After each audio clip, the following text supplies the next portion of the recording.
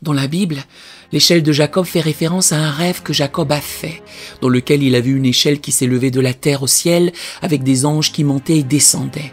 Genèse 28, verset 12. Cet événement a eu lieu lorsque Jacob fouillait la colère de son frère Ésaü et se rendait à Haran.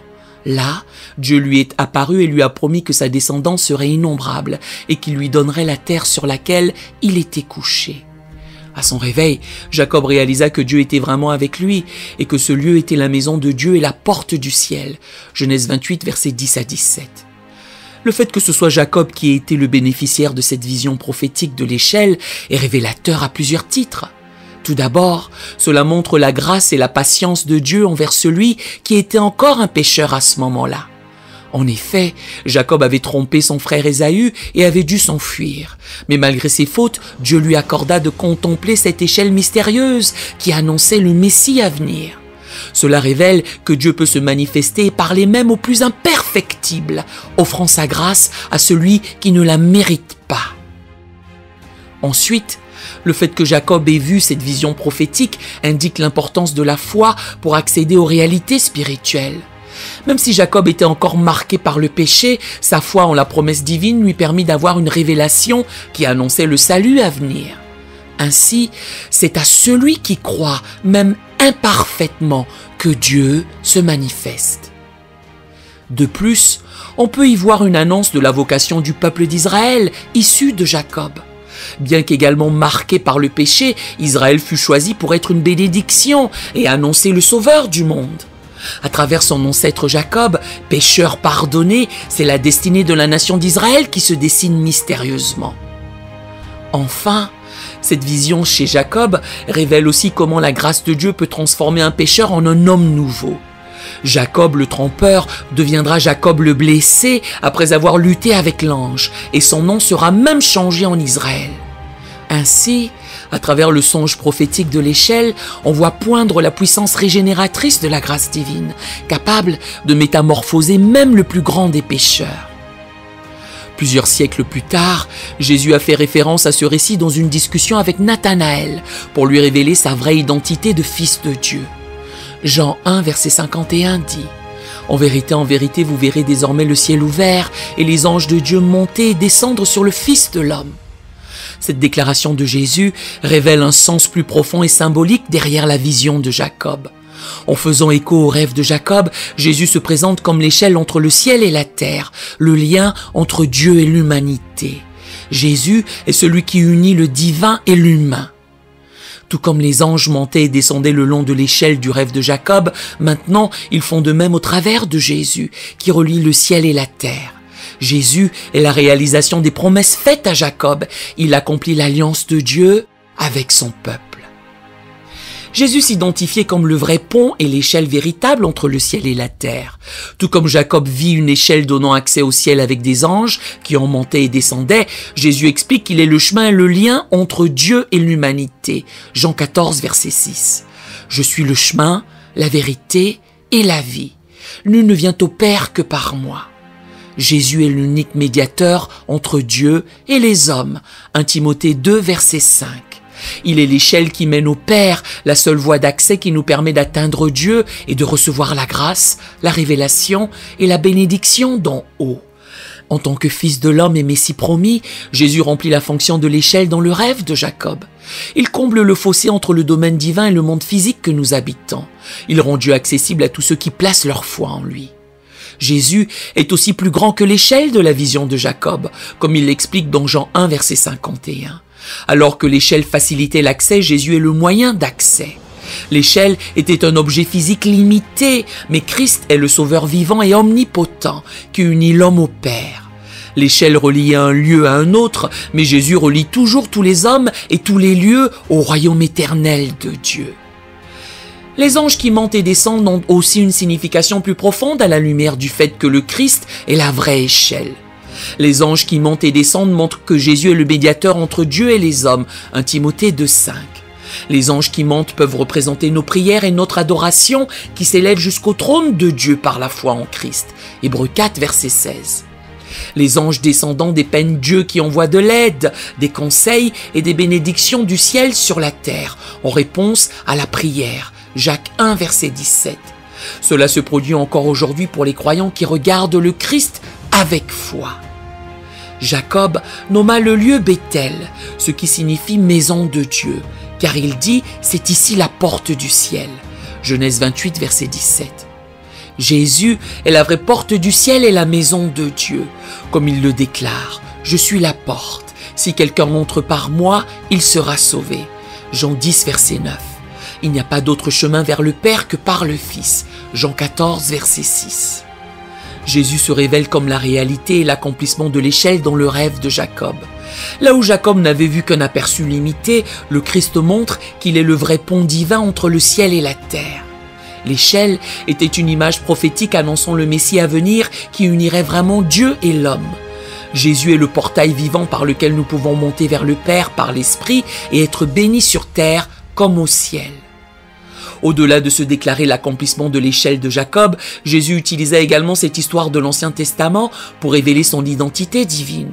Jacob avait à l'origine nommé le lieu Béthel, ce qui signifie maison de Dieu, à cause du portail céleste qui s'était ouvert à lui. Des siècles plus tard, Jésus proclame qu'il est la vraie maison de Dieu et la porte du ciel. Cela concorde avec d'autres déclarations où le Christ s'identifie au temple et à la demeure de Dieu.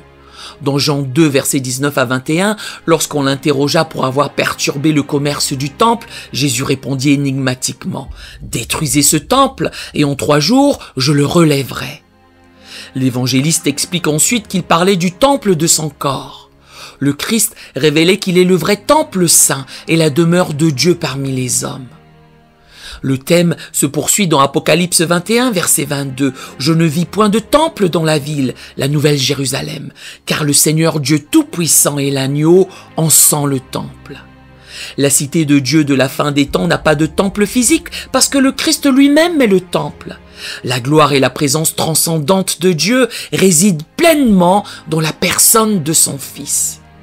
Par conséquent, tout comme Jacob a rencontré Dieu dans la maison de Dieu à Béthel, nous rencontrons maintenant Dieu dans la personne du Christ.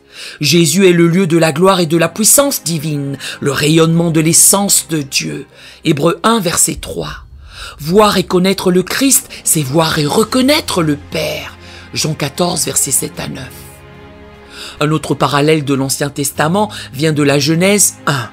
Où l'échelle de Jacob reliant le ciel et la terre reflète la typologie de la montagne cosmique de Dieu. Dans l'imagerie du temple, la montagne terrestre est considérée comme le point de rencontre entre la demeure céleste et le monde physique. Le temple de Jérusalem a été architecturalement conçu pour faire écho à la Sainte Montagne, et Caïn, Noé et Abraham ont tous rencontré Dieu sur des montagnes symboliques. L'échelle de Jacob remplit la même fonction de pont entre le domaine terrestre et céleste. Le Seigneur se tenait au-dessus de l'échelle et Jacob nomma le lieu la porte du ciel. Cela établit l'échelle près de Béthel comme une montagne du temple et un axe vertical entre les royaumes. Bien sûr, le Christ transcende toutes ces représentations terrestres imparfaites. Jésus est la vraie montagne cosmique où le ciel et la terre se rencontrent. Le livre aux Hébreux dépeint l'assemblée chrétienne s'approchant non pas d'une montagne terrestre, mais de la Jérusalem céleste et de la montagne de Sion, venant à Dieu et au Christ et non à un temple fait de mains d'hommes. Hébreux 12, versets 18 à 24. Donc, en prétendant être l'échelle entre le ciel et la terre, Jésus affirme son rôle de vrai lieu sacré de rencontre entre Dieu et l'humanité. Il est le Saint-Temple, la montagne cosmique et le pont divino-humain éternel en une seule personne. Tous les intermédiaires de l'Ancien Testament pointent finalement vers lui et trouvent leur accomplissement en lui. Au-delà d'affirmer sa nature divine et son rôle, le fait que Jésus s'identifie comme l'échelle a également une signification sotériologique liée au salut. Une échelle permet une mobilité ascendante. Elle permet l'ascension vers un plan supérieur. Jésus en tant qu'échelle signifie qu'il fournit le chemin vers Dieu et l'accès aux bénédictions du ciel pour les croyants. Ce concept de mouvement vertical entre les royaumes se retrouve également dans d'autres passages de la Bible. Dans Jean 3, verset 13, Jésus se décrit comme celui qui est monté au ciel et descendu sur la terre.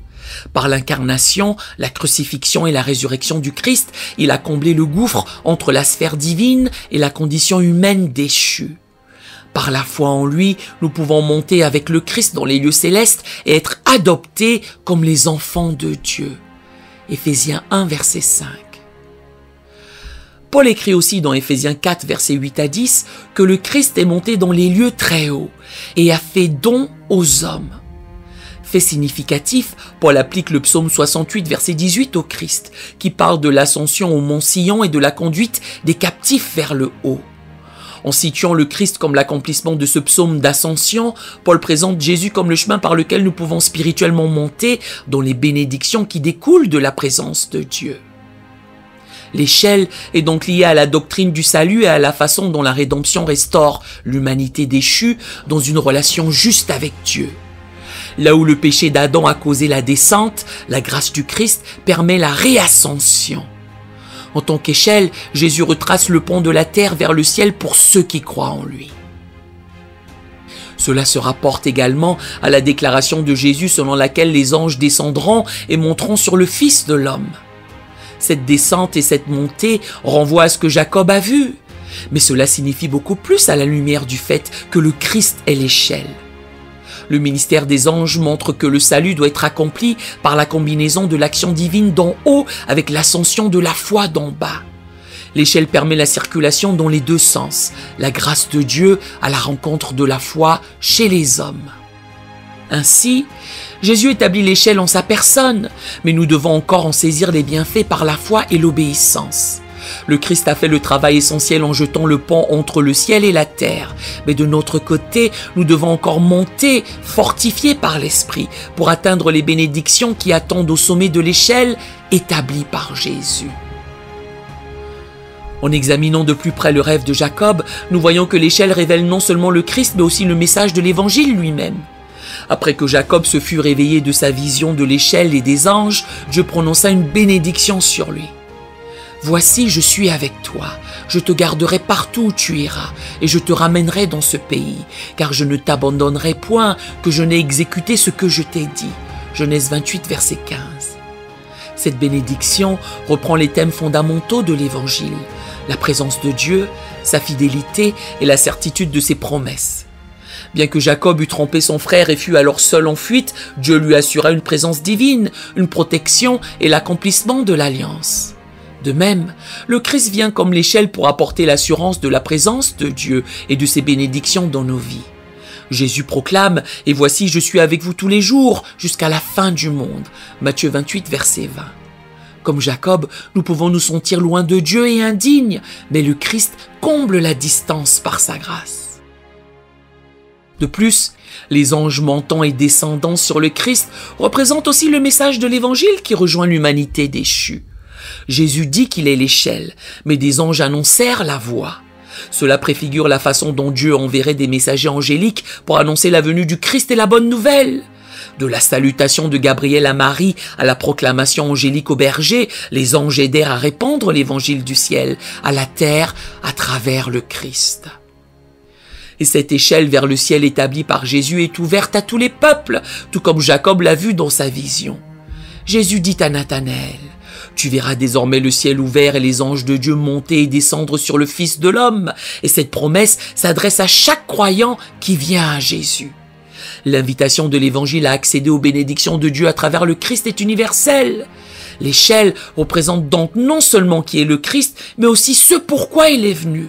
Réconcilier miséricordieusement le ciel et la terre par son incarnation.